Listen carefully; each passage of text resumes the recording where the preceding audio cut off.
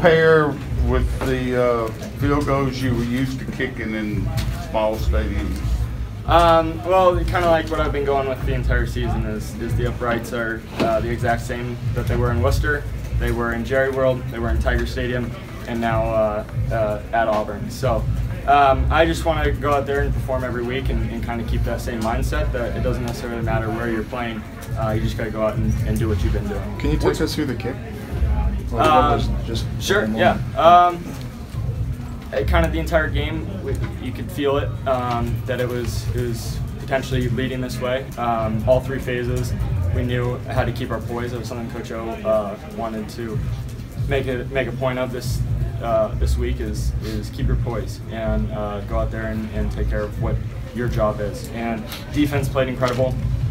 Offense didn't turn over the ball and they moved the ball up and down the field. So special teams did what they needed to do as well.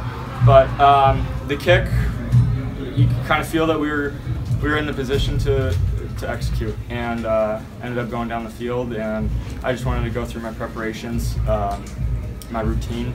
That's something that is really important to me, is doing the same thing over and over again. So I noticed Joe is starting to make some nice plays, like he was doing all game, and I'm happy that I knew on Monday that it would potentially come. Once we got past Southeastern, you know that when you're playing at Auburn, it's going to be a close game in all three phases. Like I said, yeah.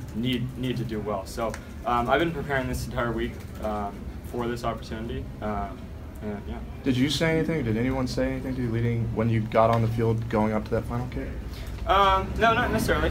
I think I was able to feel the trust from my teammates. I think that was a big thing. Was not a whole lot of guys were coming up to me. I mean, it's kind of what you want. You've obviously never quieted a crowd that big. How did that feel? This is just awesome. It's a feeling that you can't really describe. I mean, I'm glad that I got a good hit on it, and I just started running. You wasn't like you ever pitch? Yeah. Yeah, that was the first. That was the first. But that's cool. Who picked you up first? I have no clue. No, yeah. I think Connor was actually under me.